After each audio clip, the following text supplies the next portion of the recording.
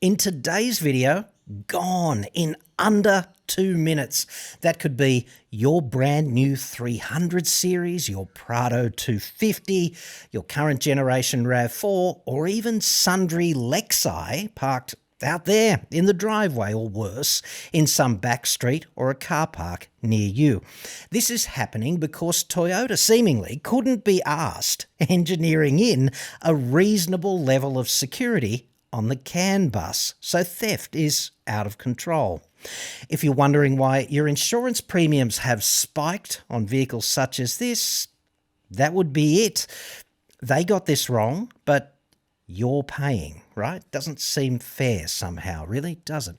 In this video, I'm also going to suggest a sub $300 security enhancement that you can do yourself in the driveway at home today that will just add a much needed layer of protection against thefts of this nature. And I think it's probably better in the lead up to Christmas that your Land Cruiser stays in the driveway just where you left it, right? This is like Noah, in my view. Like Noah sees the storm clouds out there gathering on the horizon, right? So he whips down to Bunnings, picks up a big stack of 2x4s and a pallet of screws, sends a little text to Sir David Attenborough and requests an update on that list of critters he wanted.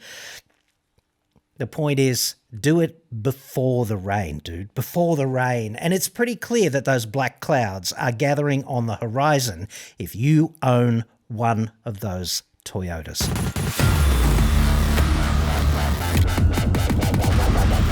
In the interest of full expediency here, if you don't want to listen to the explanation about the vulnerability and where it exists and how they exploit it and the tech deep dive into that kind of thing, here's the countermeasure that I think you should do today or soon, certainly before Christmas, just to add an additional layer of speed hump between criminal scumbag and driving away in your brand new Toyota.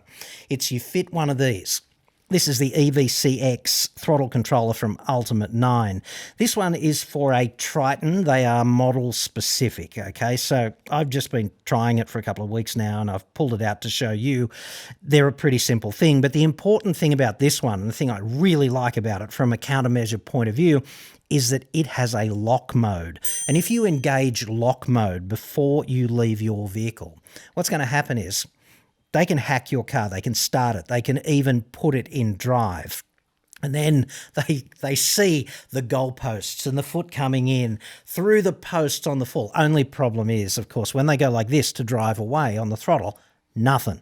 The throttle is completely locked out, and that's going to be a significant head scratcher for your average graduate of criminal university, which is just what you want. And it's just at the time you want them to be under pressure too, like they're turning and burning, they're making noise, they're thinking that you might be sprinting down the steps as we speak, in your jocks, racking the bat pumpy or pulling the pin on a glitter grenade to identify them later to the cops. Kind of thing. You know the way they do that to the porch pirates in America? Quite hilarious in the YouTube feed. Anyway, don't do that with the bat pumpy. Don't. It would be a mistake to turn anything like this into a violent confrontation, but in the back of criminal scumbag's mind, that's what he's thinking. This could be happening now, and all of a sudden he's got a problem to diagnose, which will make him think that perhaps he should have targeted someone else's Toyota, which is exactly what you want. These things are $279 right now. I think that's $70 off, and you'll get free express shipping from Auto One. If you just go down there into the description, click on the links. If you are suitably motivated to protect your Toyota, then that would be how you do it. And I just think that 2 weeks out from Christmas or wherever we are, other countermeasures might be fine, but your local auto electrician is likely to be absolutely swamped with demand for this and that, so good luck getting in to see him in the intervening time. And, you know, rabid Dobermans are sort of hard to whip up at short notice too, so something like this is just a neat extra layer of defense that you can implement now. kind of like Noah. Up front, we probably should disambiguate this because it's a hack, but it's not a hack over the internet kind of thing. What they do is they plug in to the CAN bus. Toyota left the CAN bus on vehicles like the LC300 and the Prado 250, current generation RAV, etc., vulnerable, like physically vulnerable, meaning a scumbag can access them from the outside fairly quickly. So that's a fail. From a design point of view, fundamentally, that's a fail. And there's no cyber security on the various bits of hardware. The car therefore assumes that any signals it receives from the so-called CAN bus, which is just a fancy way of saying the network that everything's connected to in the car just assumes that every signal is legitimate, like they didn't encrypt anything or require some sort of cyber verification, authenticator type codes to go with any messages. And this allows the scumbag to physically access the CAN bus and plug in a scumbag black box that sends spoofy, erroneous signals to the various computer modules saying, okay to unlock, okay to turn the immobilizer off and things such as that. So it unlocks, it disables the immobilizer, and it allows them to drive away essentially, or it just allows access. So they sit in the car and then they plug into the OBD2 port, they spoof up another key, like they code one up by virtue of their access to the OBD2 port, and then they can start the car and drive away in your $100,000 Land Cruiser with your $20K worth of 4x4 accessories on it, and every aspiration of holiday bliss that you have coming up in the next 2 weeks just evaporating into thin air, which kind of sucks, at least as I look at it. So the lack of encryption or authentication is just unbelievable to me. Car makers, and in particular big ones like Toyota, are terrible. They're beyond terrible at managing fairly elementary things such as your privacy and the security of your asset. And we all sit out here and we all think they've got their shit together, but au contraire, dude, I would say in respect of this, nice work, Toyota. This is a sizable problem too. I just looked it up. According to the Courier Mail, and let's face it, at this point, Rupert is right up there with the Encyclopedia Britannica in the credibility sweepstakes, is he not? From the 20th of October this year until the 12th of November, so that's less than a month, and this is just for Brisbane, right? 47 Land Cruisers and RAV4s were stolen using exactly this kind of exploit. They don't even have to steal your frickin' keys anymore. So they don't have to break into your joint and get the keys. They just gain access by reaching into the wheel well, or going in through the headlight, or cutting a small aperture in a particular place in the bodywork, and all of a sudden they've just got a port that they can plug into and it's a done deal at that point, which is unconscionable. And the point about that is, of course, once they've cracked the 300, all Toyotas, current generation Toyotas with the current generation of CAN bus architecture, they all rock the same way. So once they crack the 300, the world is their freaking oyster. The 250, like Prado 250, is up for grabs, as well as the RAV4 and a whole bunch of Lexus as well. And I can't believe that a major car company with all of the design resources and all of the technical backup and all of the marketing wank can just leave the door this unlocked. You know what a wired network is. You've probably got a computer network at home. It's probably wireless. In the olden days, everything would have been wired with those RJ45 wire Ethernet cables, whatever. Cars are like that. They're just like the network at your place. You might have 4 phones at your place and a couple of iPads and a couple of laptops and a desktop computer and 3 TVs, which would be like 12 things all networked up.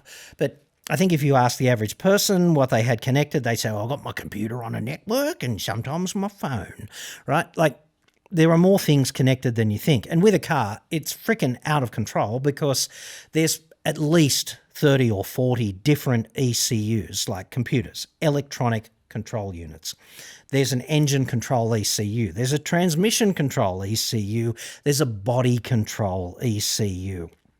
And then there's all these sensors reporting the various statuses of different aspects of the car. Like if you think about electronic stability control, which is that technology that'll save your life if you try to skid off the road one day because your tyre goes flat or you have a blowout or you're just not paying attention, you swerve around skippy and you can't recover, whatever. Electronic stability control jumps in and attempts to save your neck, right? So what happens basically is that electronic stability is controlled by an ECU, a little computer somewhere in the car, and it's got a few different inputs. It's got like a yaw sensor, so it can tell how far the body is rotating to the side. And it's got a steering wheel angle sensor so that it can tell what the driver's demand for direction is, and then it can compare those two signals. And it's also got speed because the yaw response of the car is dependent on speed, and it'll have a few other signals as well, like a disparity signal between the various different speeds of all the wheels, blah, blah, blah. And then it'll have outputs where it can reach out and tell the throttle on the engine to knock it back because that's not helping. And then in extremis, it even has the capacity to tell individual wheels to apply the brakes to get the yaw response and the steering angle back into alignment, which is a way of saving your neck, okay? And that means there's a lot of information rocketing backwards and forwards between various ECUs, and they also talk to each other, right? And they use a thing called the CAN bus to do that. A controller area network bus. Bus meaning wiring loom, if you like. So the way the computers talk together is, let's say you've got the engine and you're accelerating and you've got the transmission and it's in a particular gear.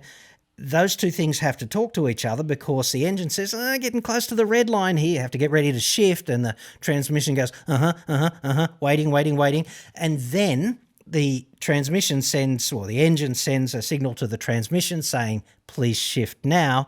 And it sends a signal to the throttle saying, let's just back off the throttle for a few fractions of a second to smoothen out the shift. And the transmission goes, okay, now, boom. And then the engine says, back on with the throttle.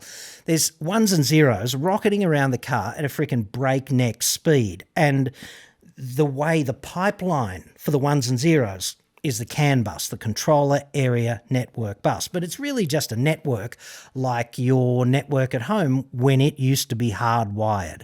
There are wires everywhere in the car carrying those signals, and these criminal scumbags have figured out a way of tapping into that and exploiting the inherent vulnerability because there's no security built in.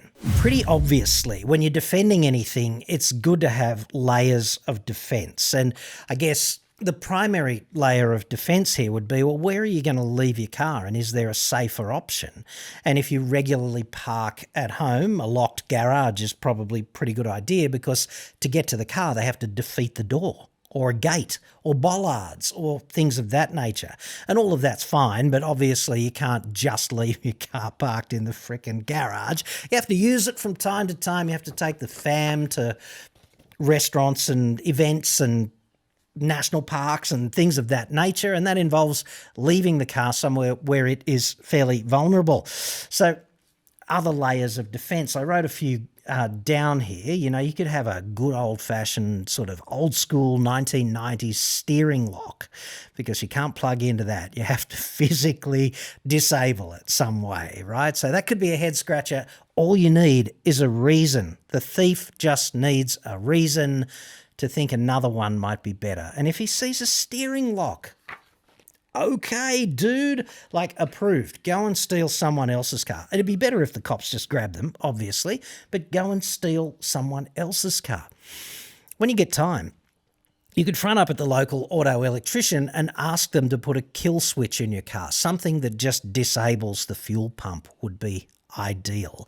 And then you've got to think about where are you going to put that. It's got to be covert. Let's not be sticking it on the dashboard with a Dymo label, fuel pump kill switch. That would be a fail. However professionally wired it is in that location. So you've got to draw a balance between how covert the switch is and how accessible it is, and you don't want the disincentive of digging right down into the spare wheel well or something to be sufficient to stop you actually using it. So it's got to be accessible but relatively hidden, and that's got to be a head scratcher for criminal scumbag. When he does all of that other stuff, he just can't get the engine started because the fuel pump is dead.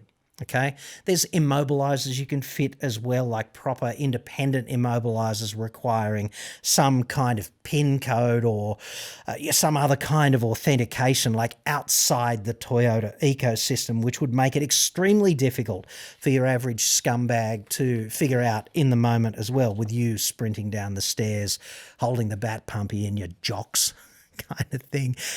But this throttle not work, it's just another facet of a multi-layered defense system that is a deterrent and also something that just makes it impossible to get the car away without skull dragging it onto a flatbed, right? So all of those things, do them all, dude, because as I see it, none of them are really that expensive in the context of your investment in your 300. The biggest problem fitting it, incidentally, is you just have to get down on your knees in the footwell and pray for about, 10 or 15 minutes to the god of automotive security, which made me thankful that I am not an auto electrician, with all due respect to every auto electrician out there. I just don't want to be one of you. So if you don't want to use an app to control it, it also comes with this little OLED module thingo that you can stick to the dash or not. And it just plugs in with the USB-C plug that comes out of the control box. Pro tip, if you want to use the device for automotive security, unplug the module, put it in the little envelope thingo that it comes with out of the box, and then slip it in your man bag, because you don't want the thief to see it there and go, oh, one of these, I know what the problem is, and rectify it. You want to make this as hard for the thief as possible. So take the OLED module with you if that's what you use to control the vehicle. But personally, the app is, I find the app anyway, pretty intuitive, and it's just easier for me to use that way. So I just coil up the cable and cable tie it into a little ball somewhere and leave it there with the rest of the wiring under the dashboard.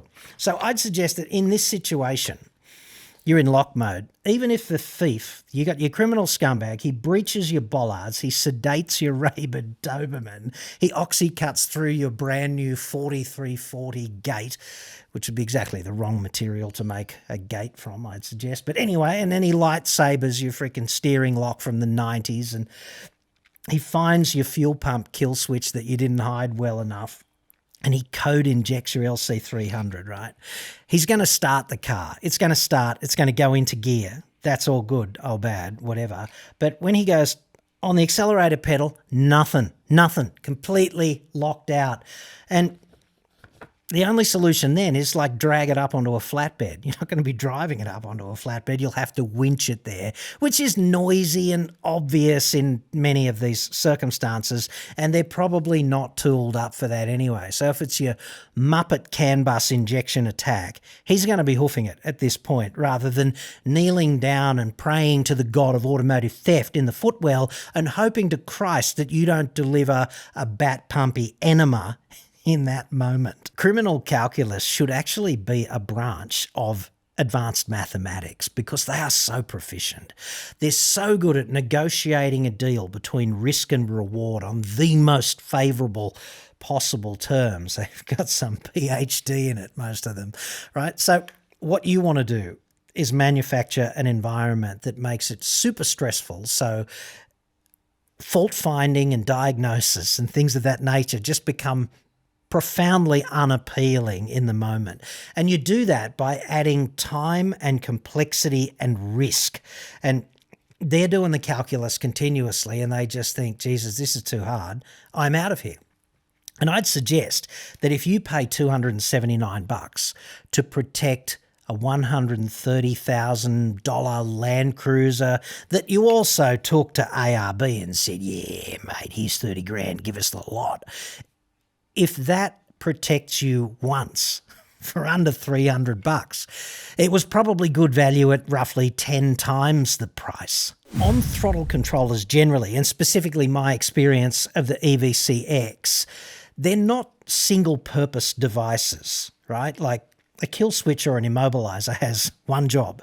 It gets out of the blocks and does its thing when some scumbag is trying to steal your car. And certainly there is a dimension of that built into the evcX, but there's also more broad functionality as well, several modes of operation, and I just want to run through a couple that you might find useful, okay?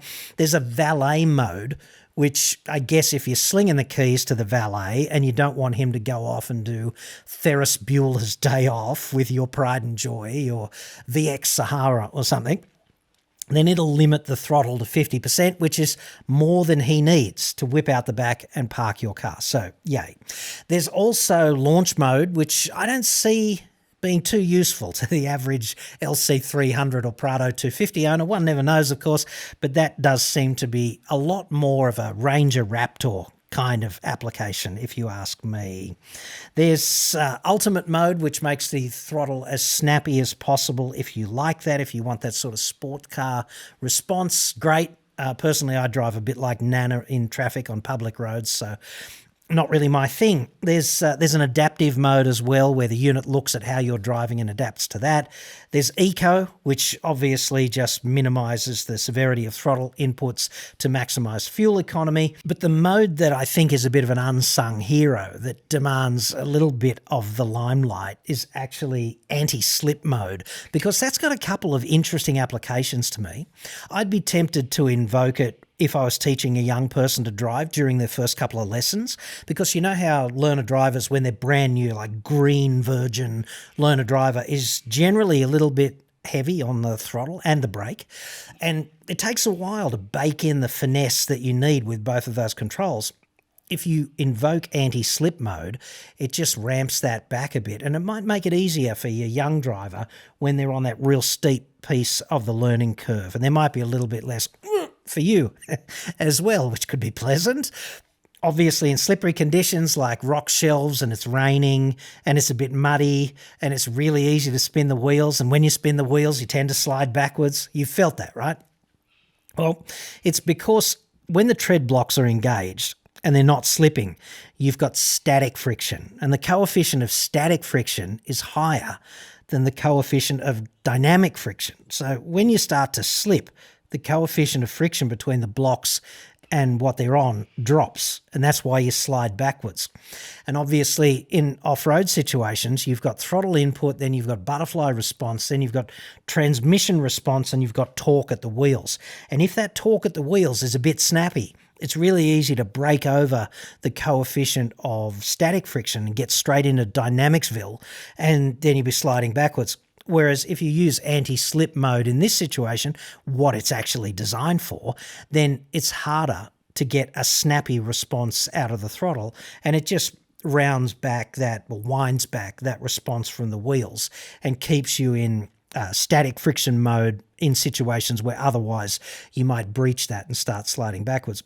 The other place I think anti-slip could be really useful is, you know, when you're rock hopping, like in a creek bed that's got a lot of stones in it, big stones, and you've got to hop over them, but you're in low range because you've got to go so slowly, you don't want to biff the car kind of thing. You end up in this mode where the platform is pitching backwards and forwards quite frequently, and then as you pitch forward, your foot pitches forward, you're in low range, there's a lot of torque multiplication, so you hit the throttle, your head goes back, everything goes back, your foot comes off the throttle, then the platform responds by bouncing forwards again, then you hit the throttle again, and you end up in a terminal feedback loop of hitting and stabbing the throttle, and it's really not pleasant. It wakes the baby, and then it's dogs and cats living together all the way across the freaking outback. Nobody wants that. So anti-slip mode could be very useful in off-road driving conditions such as that. So I would suggest that in the context of a brand new four-wheel drive, the evcX is a comparatively minor investment.